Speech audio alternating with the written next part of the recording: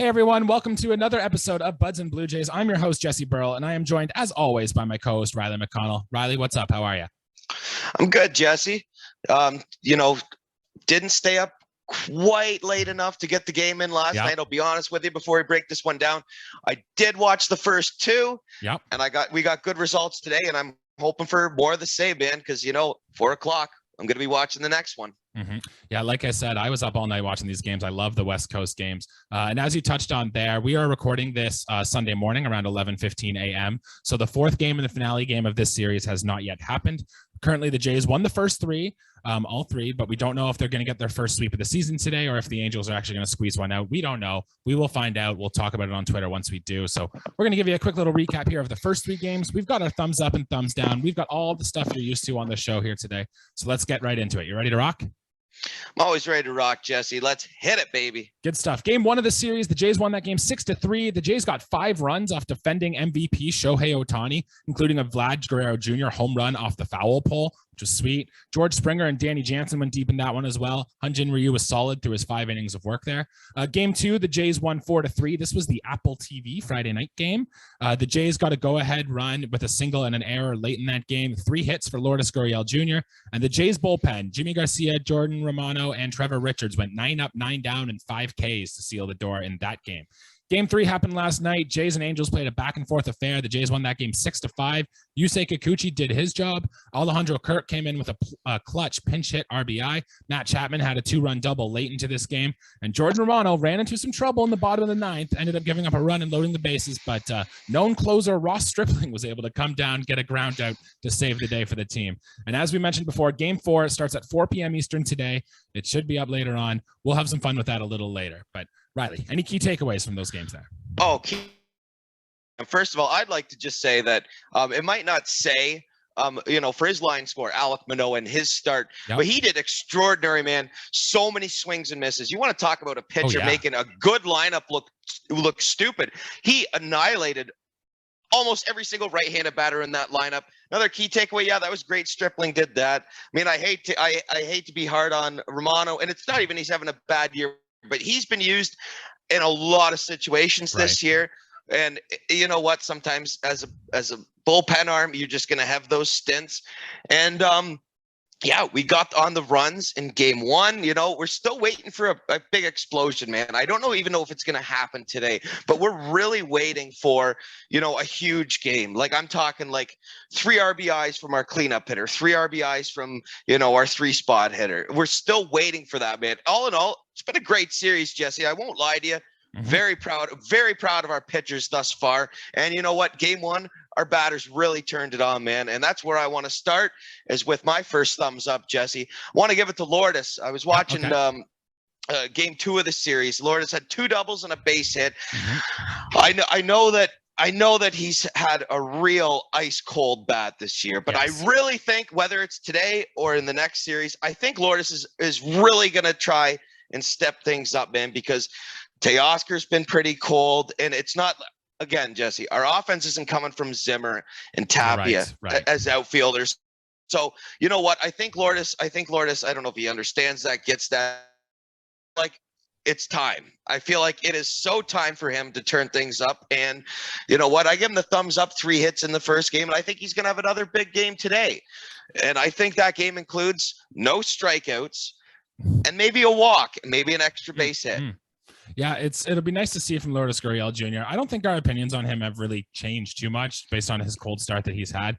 We've mentioned in the past he's always been a very streaky hitter, and when he's cold, he's ice cold. And he seems to be the guy that when the weather heats up, he starts to play a little better. So I don't know if it's an accident. You get him out to California and to Anaheim, and the weather's really warm there, and he starts to play a little better. The main thing with Gurriel is it's really nice to see that extra base pop from him.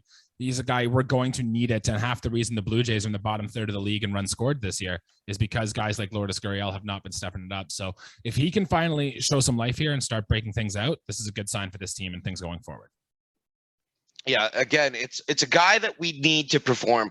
When Lourdes first came into the league, I thought that he would. I think that I overestimated his abilities as a hitter. Mm-hmm. He's not maybe the power bat, but certainly a guy who can lace doubles, who can drive in runs. Lourdes is a middle of the order guy, he's a middle of the order piece. And I don't disagree with Montoyo batting him down in the lineup because he's been poor at the plate. Yeah. You know what? I'm okay with that, man. But still, Lourdes, he's had a good series so far, I think. And we'll give him the thumbs up, man. Perfect. I'm going to give my next thumbs up here to a guy we gave a thumbs up to last week as well, and that is our catcher, Glasses himself, Danny Jansen. He hit 2 home runs in the last series against the Cardinals, and he comes into game 1 and hits another bomb into this one. And I don't think our thoughts have really changed too much from last episode coming into this one, but we'll just say it again. Danny Jansen needs to be in this lineup every day while he's hitting this good. It's plain and simple. After he hit that home run in game 1, he didn't play in game 2. Now they want Alejandro Kirk catching Alek Manoah. I get that. But with the way Danny Jansen's bat is, you really need him on this team. And in fact, in last night's game, he missed a home run, which honestly looked gone off the bat. I think it was another one of those dead ball specials that just died at the top of the wall. But even Vladdy was celebrating on second base because he thought Danny Jansen got another one. And it would have been a home run in 23 out of the 30 ballparks. So again, Danny Jansen is just continuing this hot streak that he's on. And yeah, I don't have much else to say, but he's good. Put him in the lineup and let's just go. Put it on repeat, Jesse. From what we said last week, my opinion on Jansen has not changed, if not strengthened. Listen, I like what Kirk's doing behind the plate defensively. I think he's made real good adjustments, real improvements. But hey, man, it's hard to take Jansen out of this lineup. The way he is hitting, I think I read a statistic. I don't know if you touched on it. Best MLB, not even for a catcher, best MLB slugging percentage since last August 31st. That's insane. Mm-hmm. Like that you're talking elite territory. Look at the power hitters in this league right now, and you're talking Danny Jansen's got the best slugging. Yeah, no, he's got to be in our lineup, man. I get that Kirk's been playing real well defensively because he has, but yeah, man, when Danny Jansen's in the lineup, we seem to do big things. He does big things. Mm-hmm. Maybe if you're insurance, you want to put a third catcher, like maybe bring Taylor Heineman back up or something, just in case there is an injury, you can put one in there. But yeah, I want Kirk, I want Jansen both in this lineup every day when possible. I want to give my next thumbs up here to a guy who hasn't really done a ton, but I'm really starting to think good things are coming and that the breakout is going to start sooner rather than later. And that's your third baseman, Riley, Matt Chapman. Now, the numbers don't look great on the overall course of the season today, but I really think it's starting to come. He had another fly ball out yesterday night that died on the warning track, which would have been a home run in 24 out of the 30 ballparks. He then hit that go-ahead double to the opposite field to drive in some runs. The breakout is coming for Matt Chapman, whether it's positive regression or whether the weather heats up and the ball will travel more. We already talked earlier in the year how Matt Chapman has his hardest hard hit percentage of his career. So I'd really like to buy some Matt Chapman stock right now, and I'd say trade for him in your fantasy league if you can, because it's coming. Well, I don't need to trade for him because I took him so early in every draft because I know what this guy can do. Yeah. I mean, it's no surprise to me. Listen, I'll talk about the bad things before I get into the good thing. Yes, he's still striking out, but the power from this guy, and I don't know if it is the dead ball or what, but he is launching balls, man, and he looks good. He looks comfortable. Obviously, this injury he had, we're throwing it in the back seat. Like, he looks good. I think he sat out for the first time this year in this series. Yeah, he did. Like, he's a guy who's an everyday player, and he looks amazing at the plate, man. When he's hitting, and yeah, a home run in 23 at whatever ballparks, I don't care. Like, he looks good. He looks comfortable, and he is hitting the ball so damn hard. Yep, the breakout is coming. I'd expect a big second half from Matt Chapman here. Oh, absolutely, man. Like you said, buy your stock in Matt Chapman. Trade for him in fantasy because, baby, it's coming. Yeah, the breakout is coming, and I'm not going to be surprised. I could wake up tomorrow and see a huge slash line from Chappie. All right, well, that's the positives we take away from this team. We're going to move on to some thumbs down here. And Riley, do you want to start or should I take the first one? You take the first one. I'll lean into it.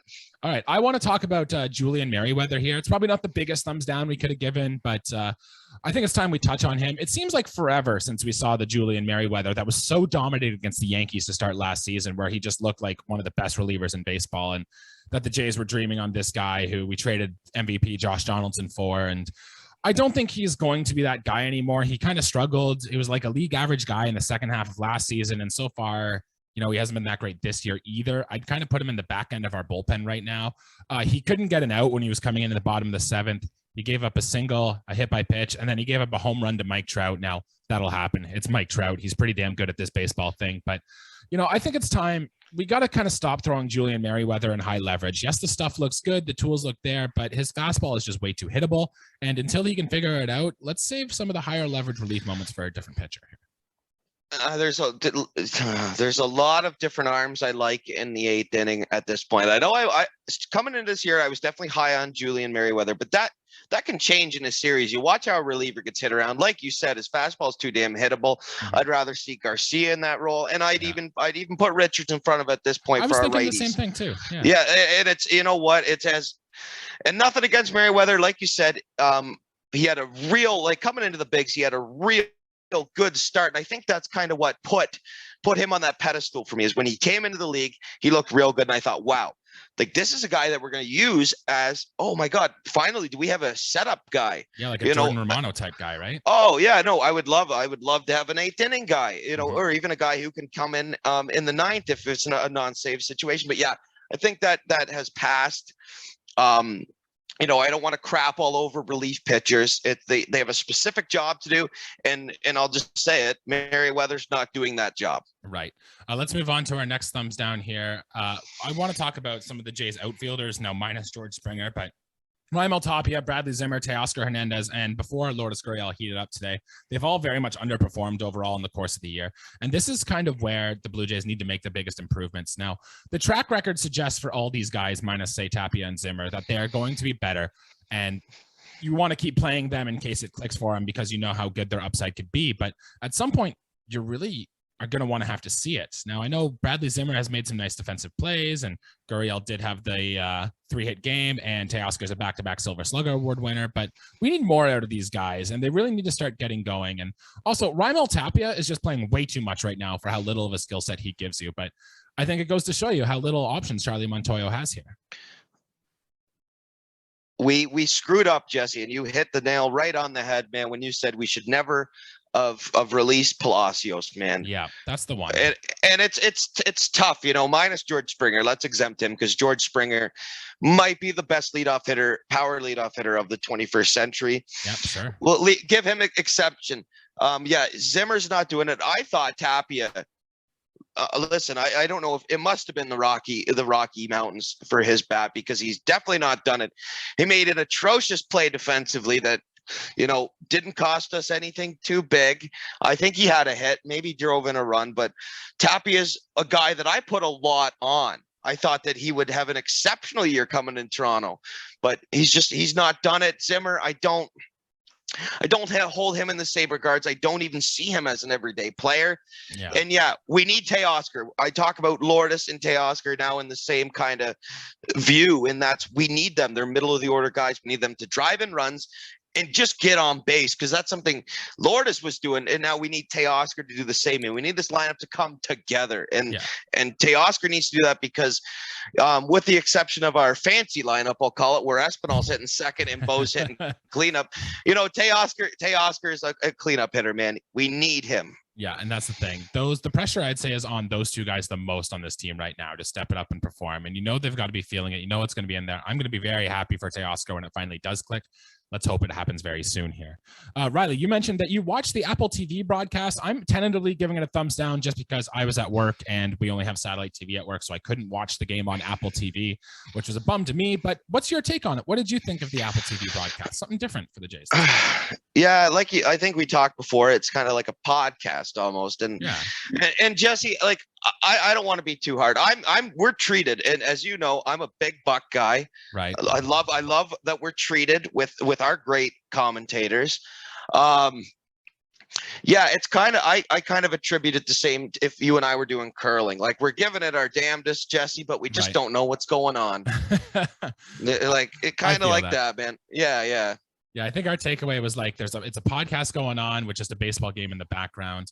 I know in some of the early editions of the Apple TV baseball podcast, they tried to throw up statistics in the corner early in the year saying that this is the likelihood this person's going to get on base. This is the likelihood this run's going to score, which as kind of a baseball nerd, I kind of like that stuff, but I didn't see it here in this game. So maybe they had gotten rid of it. It was in the bottom right-hand corner. I didn't, you know what? Let's talk about that. I didn't mind it.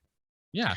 But it made me think the entire game when it was on there, because I was watching, I think I was watching Ward and Marsh and their at-bats.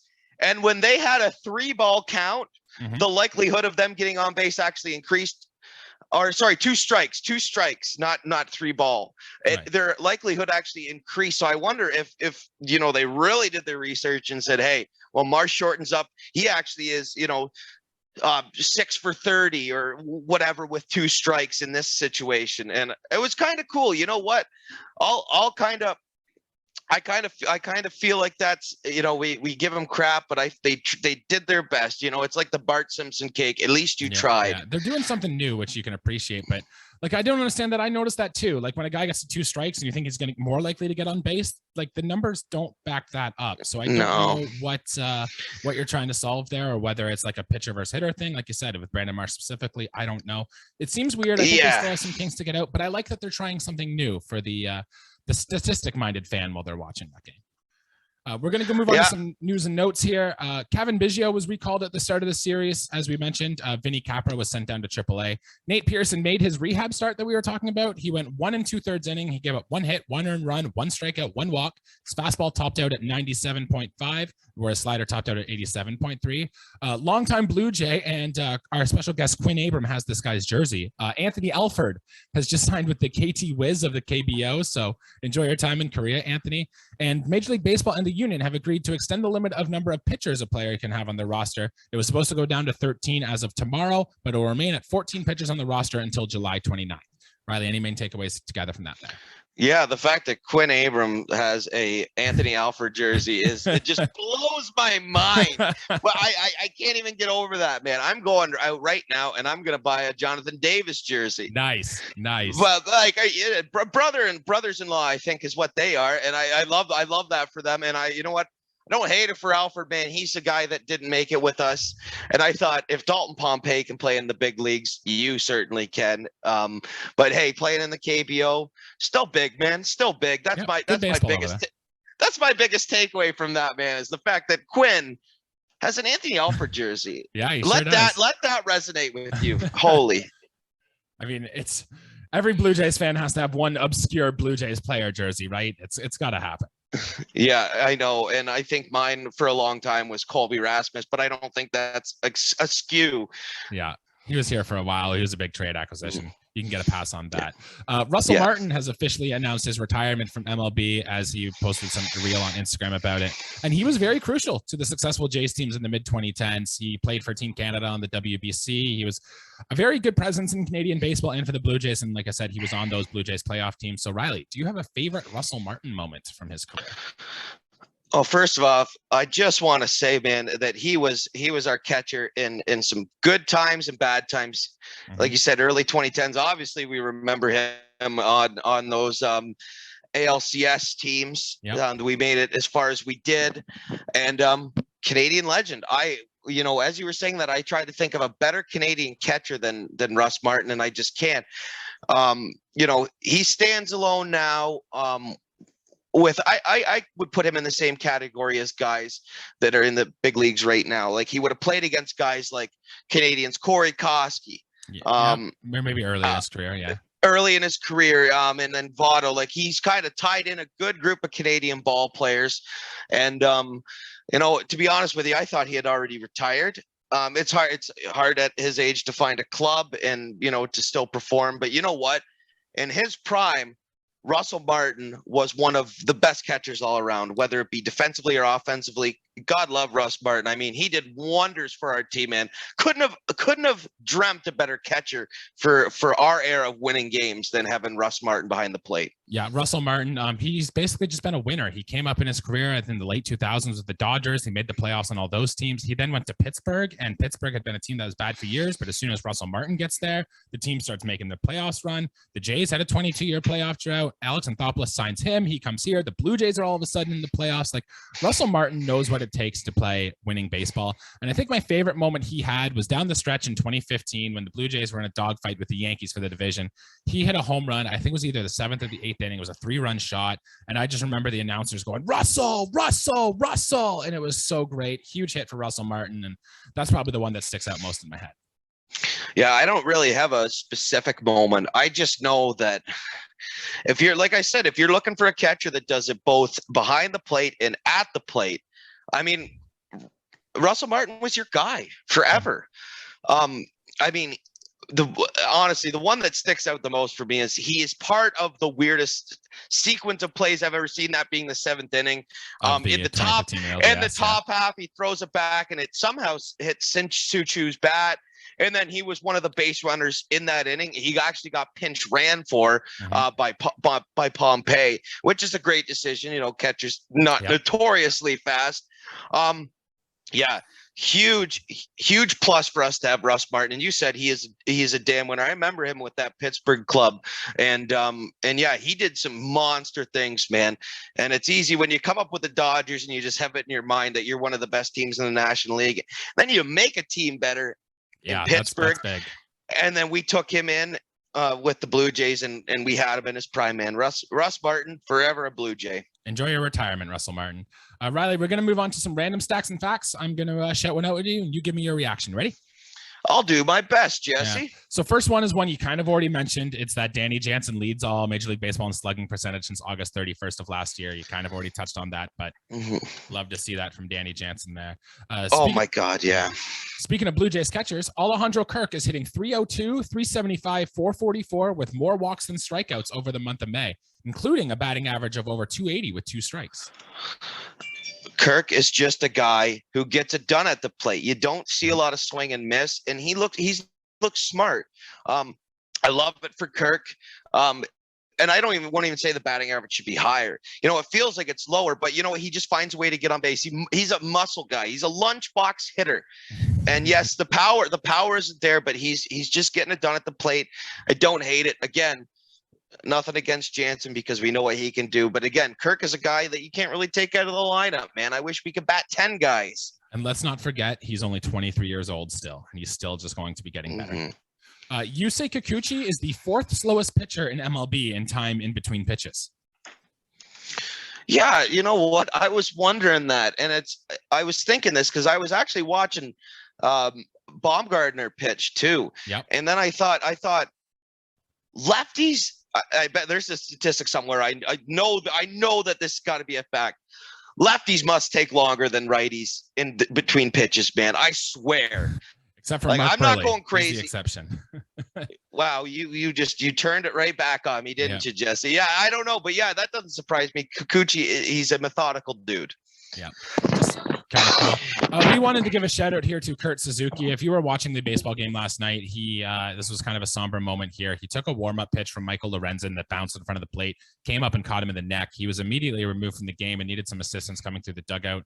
Official reports are that it was a neck contusion and that he is alert and he is undergoing testing, but it still doesn't sound great. I don't have a official report now. We should probably get something later in the day. So we're hoping for good news from Kurt Suzuki.